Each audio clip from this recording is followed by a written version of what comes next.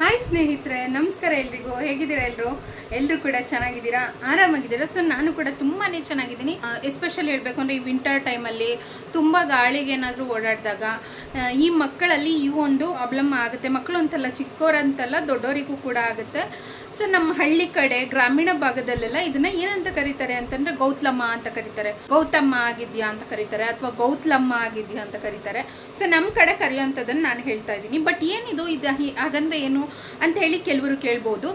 ಈ ಒಂದು ಗೌತ್ಲಮ್ಮ ಇಂಗ್ಲಿಷ್ನಲ್ಲಿ ಮಮ್ಸ್ ಅಂತ ಕರೀತಾರೆ, ಮತ್ತು ಕನ್ನಡದಲ್ಲಿ ಮಂಗನ ಬಾಹು ಅಂತ ಕೂಡ ಕರೀತಾರೆ. ಇದೇನಕ್ಕಾಗುತ್ತೆ ಅಂತ ಕಾರಣ ನೋಡೋದಾದರೆ ಇದು ಒಂದು ವೈರಲ್ ಇನ್ಫೆಕ್ಷನ್ ಅಂತಲೇ ಹೇಳ್ಬೋದು.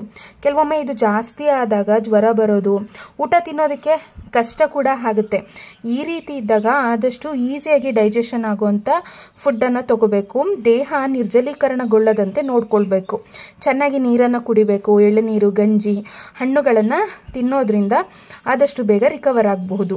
ತುಂಬಾನೇ ನೋವಿರುತ್ತೆ, ಹಾಗಂತೇಳಿ ಭಯಪಡೋ ಅಗತ್ಯ ಇಲ್ಲ. ಕೆಲವೊಂದು ಮನೆಮದ್ದನ್ನ ಬಳಸಿ ಇದಕ್ಕೆ ಆದಷ್ಟು ಬೇಗ ಪರಿಹಾರ ಕಂಡುಕೊಳ್ಬಹುದು. ಅಜ್ಜಿರೆಲ್ಲ ಏನ್ ಮಾಡ್ತಾ ಇದ್ರು, ಈ ತರ ಆದಾಗ ಯಾವ ಮನೆ ಮದ್ದುಗಳನ್ನೇ ಮಾಡ್ತಾ ಇದ್ರು. ಅದರಲ್ಲಿ ಇವತ್ತು ಒಂದು ಮನೆ ಮದ್ದನ್ನ ನಿಮ್ ಜೊತೆಗೆ ಶೇರ್ ಮಾಡ್ತೀನಿ. ಇದನ್ನೇ ಟ್ರೈ ಮಾಡಿದ್ರೆ ಆಲ್ಮೋಸ್ಟ್ ಸರಿ ಆಗ್ಬಿಡುತ್ತೆ. ಸೊ ಯಾವ ಮನೆ ಮದ್ದು? ಏನಿಲ್ಲ ನೋಡಿ, ನಿಮ್ಮ ಮನೇಲಿ ಏನಾದರೂ ಗಂಧ ತೇಯೋದು ಕಲ್ ಬರುತ್ತೆ. ಸೊ ಗಂಧನ ತೇಯ್ದು ಇಲ್ಲಿ ಕೆನೆ ಭಾಗಕ್ಕೆ ಇಲ್ಲಿ ಎಲ್ಲ ಹಚ್ಚಬೇಕು. ಊದ್ಕೊಂಡಿರುತ್ತಲ್ವ ಫುಲ್ಲು, ಸೊ ಅದೆಲ್ಲ ಕಮ್ಮಿ ಆಗುತ್ತೆ, ಅದು ನೋವನ್ನೆಲ್ಲ ಎಳೆಯುತ್ತೆ. ಆಮೇಲೆ ನಿಮ್ಮ ಮನೇಲಿ ಏನಾದರೂ ಗಂಧ ತೆಗೆಯುವಂಥ ಕಲ್ಲಿಲ್ಲ ಅಂತಂದರೆ, ಸೊ ಎಷ್ಟೋ ಜನ ತಂದು ಇಟ್ಕೊಂಡಿರ್ತಾರೆ ನೋಡಿ. ಇಲ್ಲ ಅಂತಂದರೆ ನೀವು ನೋಡಿ, ಗಂಧಿಗೆ ಅಂಗಡಿಗಳಲ್ಲಿ ಸಿಗುತ್ತಿದ್ದು. ಸೊ ನೋಡ್ತಿದ್ದೀರಲ್ಲ, ಅಷ್ಟಗಂಧ ಚಂದನ್ ಅಂತ ಸಿಗುತ್ತೆ. ಅಷ್ಟಗಂಧ ಅಂತ ಕೇಳಿ ನೋಡಿ, ಬೆಸ್ಟ್ ಕ್ವಾಲಿಟಿ 100% ಅಂತ ಕೊಟ್ಟಿದ್ದಾರೆ. ಕ್ವಾಲಿಟಿ ತುಂಬ ಚೆನ್ನಾಗಿರುತ್ತೆ.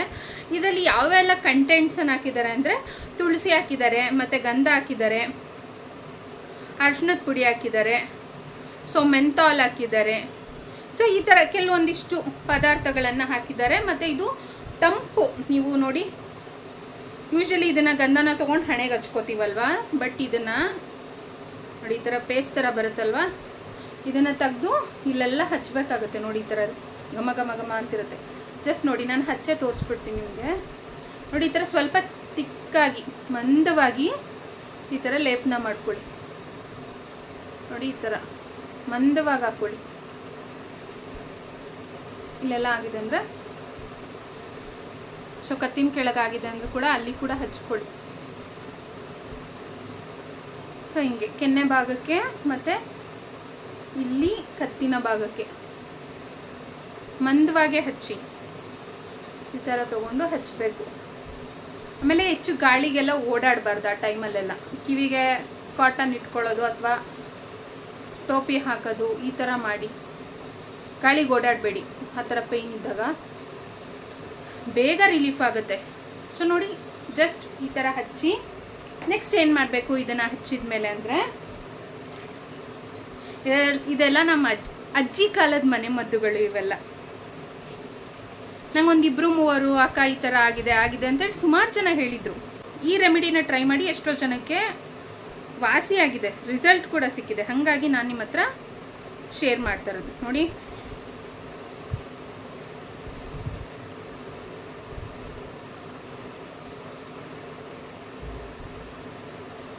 ಗಂಧದ ಕಡ್ಡಿನ ಈ ರೀತಿ ಹಚ್ಕೊಂಡು, ಇವಾಗೆಲ್ಲ ಗಂಧದ ಕಡ್ಡಿಗಳು ಕೆಮಿಕಲ್ ಜಾಸ್ತಿ, ಸೊ ಅದನ್ನು ಇನ್ಹೇಲ್ ಮಾಡೋಕ್ಕೆ ಹೋಗಬೇಡಿ. ಅಂದರೆ ಕೆಮಿಕಲ್ ಜಾಸ್ತಿ ಇರುತ್ತೆ. ಲೈಕ್ ಹೀಗೆ ಈ ಭಾಗದಲ್ಲಿ ಆಗಿರುತ್ತಲ್ಲ, ಹೀಗೆ ತಿರ್ಗಕ್ಕೆ ಹೇಳಿ ನೋಡಿ. ನೀವು ಹೀಗೆ ಹುಷಾರಾಗಿ ಕೇರ್ಫುಲ್ಲಾಗಿ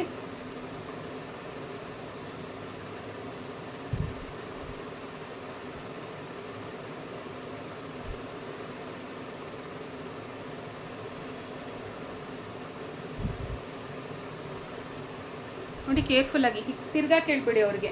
ನೀವು ಈ ಕಡೆಯಿಂದ ಲೈಕ್ ಹೀಗೆ ಅದರ ಒಂದು ಸ್ಟೀಮ್ ಥರ ಕೊಡಬೇಕು ಇದನ್ನು.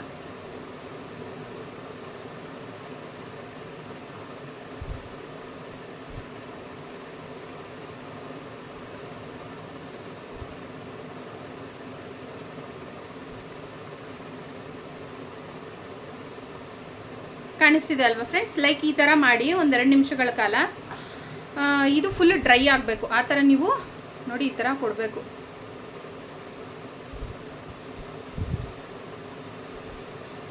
ಇದು ಫುಲ್ಲು ಈ ಥರ ಹೊಗೆನಲ್ಲಿ ಡ್ರೈ ಆಗಬೇಕು. ಆಮೇಲೆ ಈ ಥರ ಬೆಳಗ್ಗೆ ಸಾಯಂಕಾಲ 2 ಟೈಮ್ಸ್ ಮಾಡ್ಕೊಂಬನ್ನಿ ಆದಷ್ಟು ಬೇಗ. ಈ ಕಿವಿ ನೋವು ಬಂದು ಏನು ಊದ್ಕೊಂಡಿರುತ್ತೆ, ನಮ್ಮ ಕಡೆ ಎಲ್ಲ ಗೌತಮ ಅಂತ ಹೇಳಿ ಕರೀತಾರೆ, ಗೌತ್ಲಮ್ಮ ಅಂತಾರೆ ಅಂತ ಹೇಳಿದೆ, ಏನು ಸ್ವೆಲ್ಲಿಂಗ್ ಎಲ್ಲ ಆಗಿರುತ್ತೆ ಅದು 1 or 2 ಡೇಸಲ್ಲಿ ಆದಷ್ಟು ಬೇಗ ಕಡಿಮೆ ಆಗುತ್ತೆ.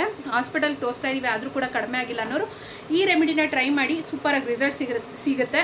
ಆಮೇಲೆ ಇದನ್ನೇ ಟ್ರೈ ಮಾಡಿದರೂ ಕೂಡ ನಮ್ಗೆ ರಿಸಲ್ಟ್ ಸಿಗ್ತಿಲ್ಲ ಅಂತ ಅನ್ನೋರು ಇದಕ್ಕಿಂತ ಎಫೆಕ್ಟಿವ್ ಆಗಿರುವಂಥ ಮತ್ತೊಂದು ರೆಮಿಡಿ ಇದೆ. ಆಸಕ್ತಿ ಇದ್ದರೆ ಕಮೆಂಟ್ ಮಾಡಿ, ಅದನ್ನು ಕೂಡ ವಿಡಿಯೋ ಮಾಡಿ ಶೇರ್ ಮಾಡ್ತೀನಿ.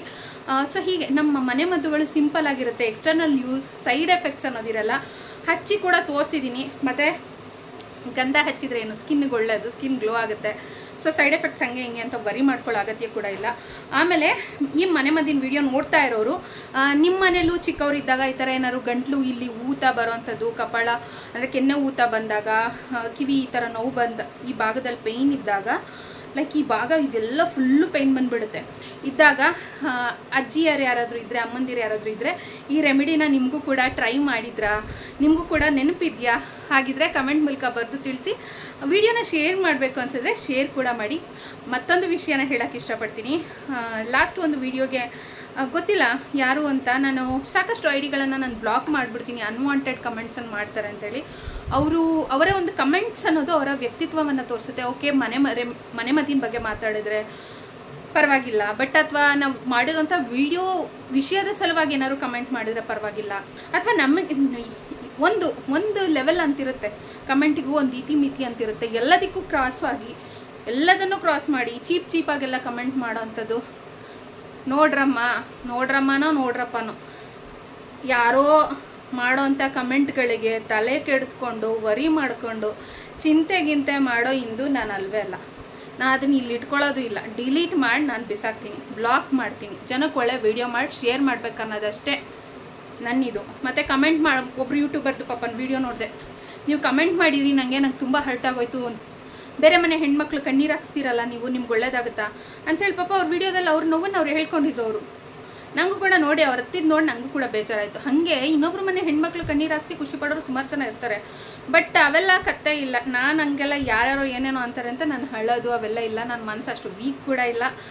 ಮೋರ್ ಓವರ್ ಸೊ ನನ್ನ ಫೋಕಸ್ ಏನಿದ್ರು ಒಳ್ಳೆ ಕಮೆಂಟ್ಸ್ ಮಾಡೋರಿಗೆ ಮತ್ತು ಒಳ್ಳೆ ಜನರಿಗೆ ನಾನು ಅಟೆನ್ಷನ್ನ ಕೊಡ್ತೀನಿ. ಸೊ ನೀವು ಈ ಥರ ಇನ್ನೂ 10 ಕಮೆಂಟ್ಸ್ ಮಾಡಿದ್ರು ನಾನು ಬ್ಲಾಕ್ ಮಾಡೋಂಥ ಒಂದು ಅಧಿಕಾರವನ್ನು ಯೂಟ್ಯೂಬರ್ ನನಗೆ ಕೊಟ್ಟಿದ್ದಾರೆ. ಒಳ್ಳೆ ವಿಡಿಯೋ ಮಾಡ್ತಿರೋ ಅಂತ ನಮ್ಮಂಥ ಹೆಣ್ಮಕ್ಳು ನಾವ್ಯಾಕ್ರಿ ತಲೆ ಕೆಡಿಸ್ಕೋಬೇಕು, ಯಾಕ್ರಿ ವರಿ ಮಾಡಬೇಕು? ಅವ್ರವ್ರು ಮಾಡಿದ ಪಾಪ ಕರ್ಮಗಳು ಅವ್ರಿಗೆ ಕಟ್ಟಿಟ್ಟ ಬುದ್ಧಿ, ಬೇಕಂದರೆ ಕಟ್ಕೊಳ್ಳಿ, ನನಗೇನು ಐ ಡೋಂಟ್ ಕೇರ್. ಅವ್ರು ಮಾಡಿದ ಪಾಪ ಕರ್ಮಗಳನ್ನು ಅವರು ಅನುಭವಿಸ್ಲೇಬೇಕು. ನಾವು ಒಳ್ಳೇದು ಮಾಡಿದರೆ ನನಗೆ ಒಳ್ಳೇದಿರುತ್ತೆ, ನಾ ಕೆಟ್ಟದ್ದು ಮಾಡಿದರೆ ಕೆಟ್ಟದ್ದಿರುತ್ತೆ. ಈ ವಿಡಿಯೋ ನೋಡ್ತಿರೋಂಥ ವ್ಯೂವರ್ಸ್ ನೀವು ಆಗಿರ್ಬೋದು. ಒಬ್ಬರ ಬಗ್ಗೆ ಸುಮ್ಮನೆ ಬ್ಲೈಂಡಾಗಿ ಹೋಗೋರು ಕೆಟ್ಟದಾಗ ಕಮೆಂಟ್ ಮಾಡೋದು ಎಷ್ಟೊತ್ತು ನಿಮಿಷಗಳ ಕೆಲಸ. ಬಟ್ ಅವ್ರ ಮನಸ್ಸಿಗೆ ಹರ್ಟಾಗಿ ಅವ್ರು ಕಣ್ಣೀರು ಹಾಕಿದ್ರೆ ನಿಜವಾಗ್ಲೂ ಅದು ಕೌಂಟ್ ಆಗೇ ಆಗುತ್ತೆ. ಇನ್ನೊಬ್ರಿಗೆ ಯಾವತ್ತೂ ಕಣ್ಣೀರು ಹಾಕ್ಸ್ಬಾರ್ದು.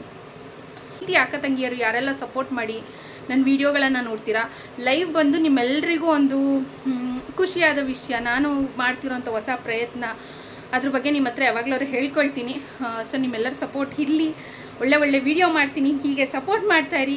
ಒಳ್ಳೆ ಹೆಣ್ಮಕ್ಳಿಗೆ ನಾನೊಬ್ಳು ಅಂತಲ್ಲ, ಯಾರೆಲ್ಲ ತುಂಬ ಜನ ಕಷ್ಟಪಡ್ತಾ ಇದ್ದಾರೆ ಯೂಟ್ಯೂಬಿಗೆ ಬಂದು ಹೆಣ್ಮಕ್ಳು, ಹೊರಗಡೆ ಜಾಬಿಗೆ ಹೋಗೋಕೆ ಆಪ್ಷನ್ ಇಲ್ಲದೆ ಇರೋಂಥವ್ರು, ಅವ್ರಿಗೆಲ್ಲರಿಗೂ ಸಪೋರ್ಟ್ ಮಾಡಿ, ಅವರೆಲ್ಲರಿಗೂ ಬೆಳೆಸಿ.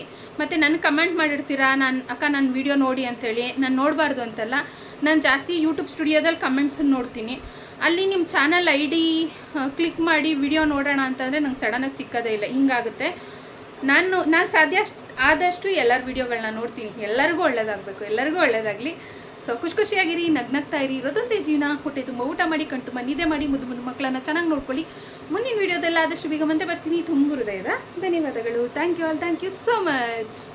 ನೋಡಿ ಫುಲ್ ಡ್ರೈ ಆಗ್ಬಿಡುತ್ತೆ, ಹಿಂಗೆ ಹಿಡ್ಕೊಳ್ಳಿ ಒಂದು ಸ್ವಲ್ಪ ಹೊತ್ತು.